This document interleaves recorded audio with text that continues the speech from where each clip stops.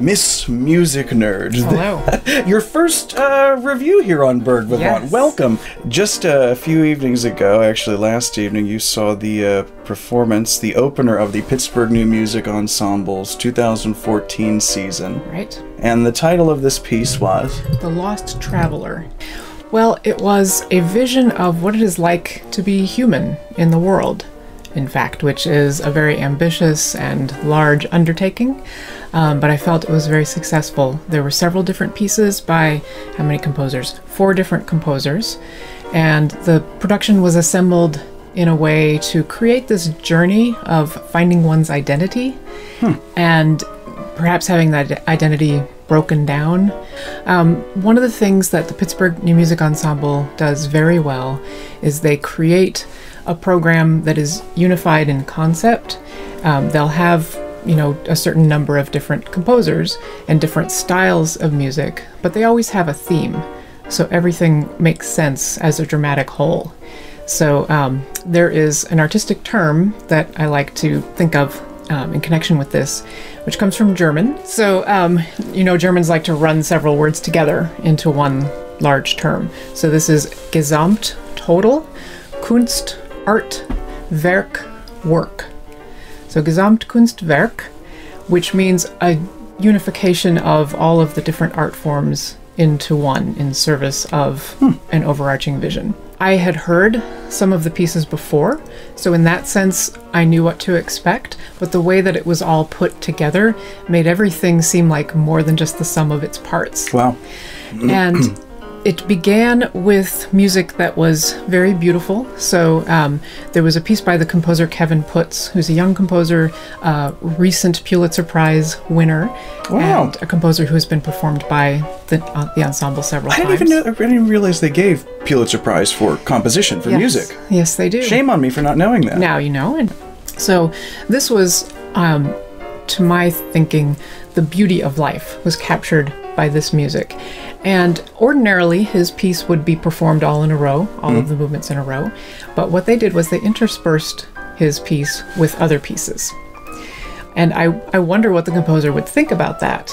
Because when you're a composer, you usually have a vision for your piece and you know exactly how you want it done. And what's great about new music is he's still around that we can ask him. Yes, exactly. This is the opening production of Pittsburgh New Music Ensemble's This was the opening weekend 2014 season. So if you weren't able to see this, there are plenty more chances within the season, which is all this summer. I have to acknowledge the percussion player of the ensemble, Ian Rosenbaum, who played 3 solo pieces. 2 of them were by a Greek composer who became a French citizen named Yannis Xenakis. Fans of new music will know him because his music was very much based on architecture and mathematical models. He was an architect by training. So his music has a complexity to it, but it's also very physical and visceral and, in fact, ferocious. Ferocious. Especially the way it was performed last night. Ferocious percussion. Now, when you say solo, was it one instrument? What? He had a setup of instruments, so a large bass drum, some small wood blocks. So he was all over the place. Other things, yes. One-man band, kind of. Exactly. Yes. And it was completely spellbinding. And so 3 different performances, 3 different pieces. One of them he played barefoot, and that was very kind of visceral. The second one he played wearing a white mask, like a plain white mask. And there was also a visual aspect that they brought in where they had someone walk across the back of the stage behind a scrim wearing a suit and tie and this white mask. And I think it was an attempt to capture this idea that we're born and we have to sort of figure out an identity and assume an identity, and then eventually we have to try to strip it away because we find that it's not really authentic. So you saw this figure with a white mask walking across the back of the stage, and to be honest, I found it a little bit terrifying. It was just kind of like, wow, being a human in the world is difficult. Tell me about it, sister. Yeah, exactly. But now I'm really seeing what you mean by, how dramatic this is. It's not just sit down and play music. I mean, it really envelops all of the senses in a way. So this was the closing piece on the program, and after all of this beauty and terror had been presented, Ian Rosenbaum came out on the stage wearing his jacket and tie and his shoes and everything, and he began to remove articles of clothing. So elements of burlesque. Well, it could have been that way. I'm sure more artistic. And it was very risky because that could easily be something that would be titillating and maybe a little bit controversial. But the way that they staged it, I felt they avoided that. They handled it well and carefully. Yes, then, yeah. they did, because it was really about, again, this idea of stripping away your identity and confronting the difficulty of being human.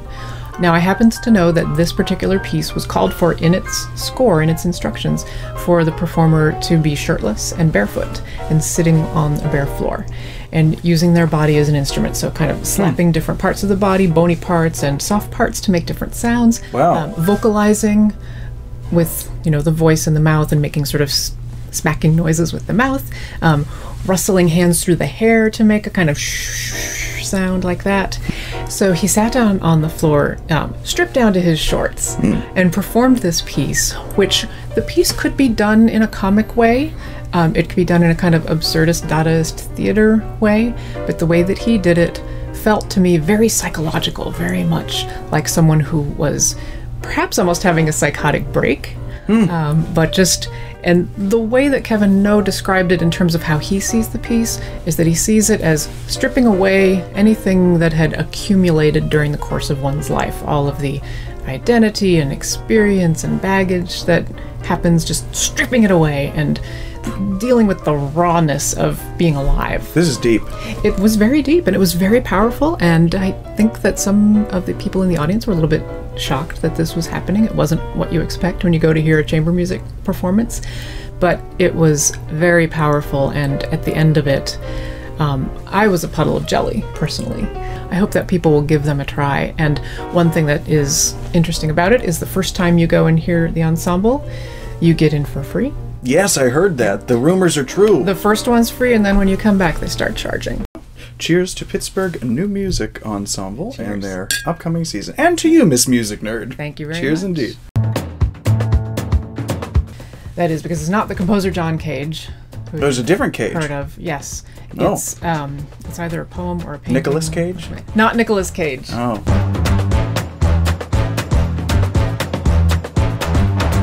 I don't like to wear shoes. Oh, really? If I can avoid it, I do. I'm a sandals kind of guy in the summertime. Right. I don't know why. What kind of sandals do you wear with a tux, though?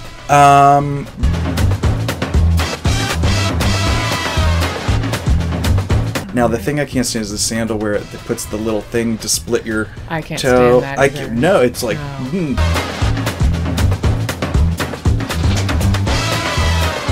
And it is a piece where the percussion player uses his or her own body as the instrument. Now, that's there's a lot of open possibilities there.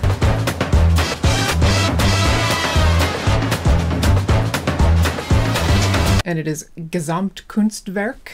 Gesundheit.